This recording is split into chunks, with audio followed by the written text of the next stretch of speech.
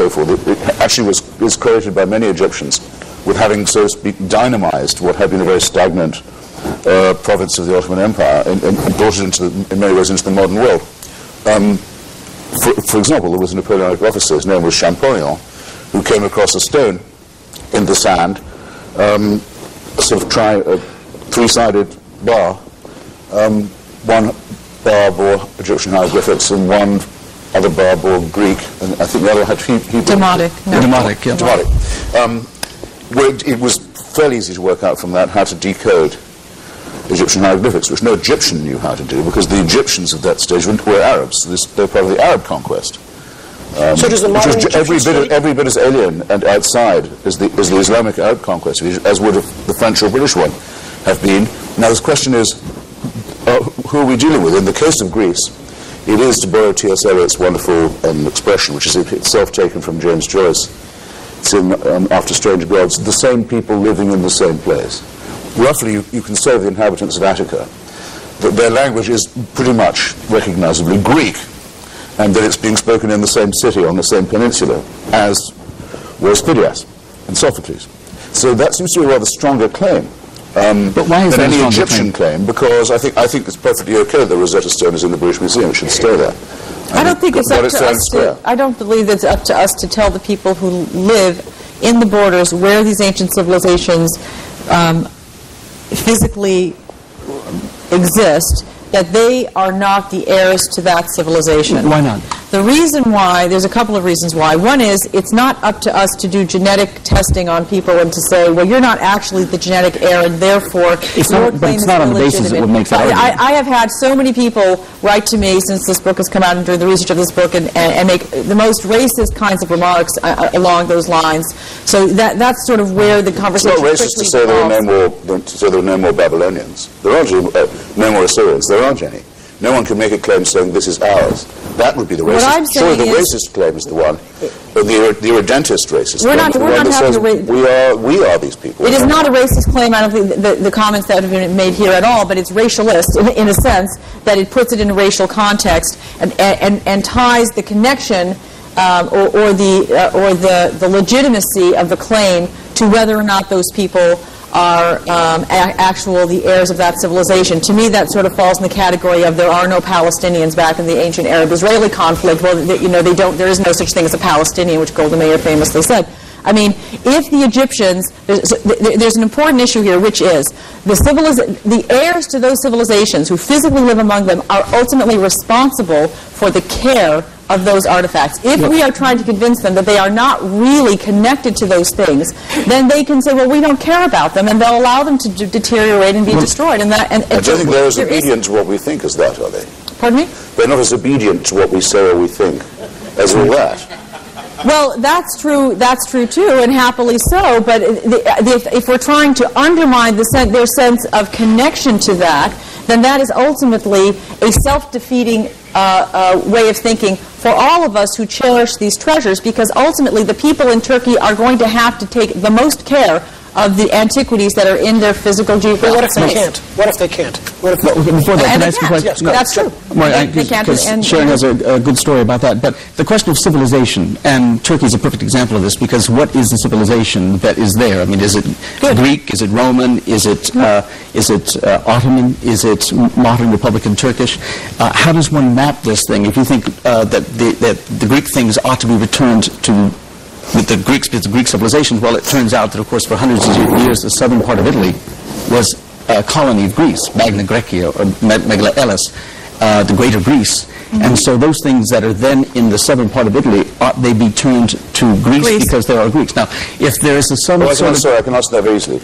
Okay, then you'll let me save you some time, perhaps. Okay, well, I'll go on to that. You answer briefly, but I'll get on to my second. I'll get to my second point very quickly. Okay. That if there is some, let's say, racial link between these things, if one can call, if these things are imprinted with Greekness in some profound way, and they therefore, on those terms, ought to be with Greeks.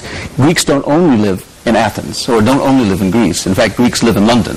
And so, if there's a claim that they should be in the company of Greeks, Greeks live all around the world, and therefore these things ought to be all around the world. It is to the benefit, on those terms, of Greeks that they should be in the company of this where they live. I just think that those kinds and of what about non-Greeks who live in Greece? Well, I promised I was going to make this easy for you. The government and people of Greece have never demanded the return of anything except the Parthenon marble, or the remainder of the half of the Parthenon sculpture, wrongly called Elgin. It has to be called Elgin under the terms under which Parliament, I think, illegally bought the sculpture. The Elgin family insisted they have to be called that in the collection. It's the Parthenon marble. Can we talk why do they only ask for the return of that? Well, first I'll say why they don't ask for the return of anything else. Because there's one reason you give, Megaria at Hellas, large parts of Anatolia, what's now Izmir, Smyrna, large parts of Italy, and so forth, were once part of Greece. That's the first thing. The second thing is no museum of civilization anywhere in the world, no museum purported to show how our civilization as humans evolved, would be complete without some Greek artifacts, and the Greeks think that that's excellent. They want there to be Greek sculpture all over the world in diaspora like this. It's just that it makes no sense to have half of a unified piece of sculpture that's a piece of literature as well as a piece of sculpture. It tells a story in one place, especially when it comes from what can be reasonably called the national temple of the Greeks. Now, the national temple of the people of Egypt is not the pyramids. It's the national temple of ancient Egyptian civilization before the Arab and Muslim conquest, of which it isn't symbolic in the least. Well, you can't move the pyramids happily, so that's all right. But the point of the national temple of Greece is extremely important. Christopher's book is powerful on this. But you have to remember that the history of this temple. This temple was a Greek temple as we think of it today for a number of years. It was for equal number of years a church, a Christian church. It was for equal number of years a mosque. It was blown up by the Venetians. The mosque was no longer usable on those terms, so they created a second, smaller mosque on the site. When finally the Greeks won independence from the Ottomans, they created a kingdom with a 17-year-old Bavarian king who hired his father's favorite architect, the Bavarian architect Leo von Klenze, whom you all know from being the center part of Munich, to create the national symbol, the national temple, the Acropolis and the Parthenon. And he gave this great speech in the company of the 17-year-old Bavarian king, who said that on this sacred land we have removed all the emblems of barbarity from it, because the first thing they had to do to create a national temple was to get rid of all the accretions of the Byzantines and of the Ottomans to create 23, it. please. And so when these national monuments are made, they are literally made. It's a political act. It's not a cultural act. It's not an historical act. It's not a scientific act. That was made an historic temple of modern Greece. After all, it was Athenian. It wasn't it wasn't Spartan. It wasn't another city-state monument. Jim, it was an Athenian monument. And also it's a temple to vanished religion. That's also true. Yeah, true. Right. If the sculptures were in Athens today, you wouldn't suggest that they be removed to another place so they could be shared with the world or shared with other Greeks. I think Chris is... I'm all for it. I mean, you're all for it? I think we ought to be arguing. I think we ought to be arguing more about how it is that we can work to share the world's artistic legacy with the world. All right, I agree with that, but I think that there's so many self-serving arguments that come from the museum world about these issues. I mean, what happened to the Parthenon? It's all very genteel and very civilized today, but what happened at the time was a really violent act, actually. I mean, you had Lord Elgin's people hacking the sculptures off the top. You see it along the rim of the building, which is now empty. They've all been taken down because of the pollution. They can't be outside anymore.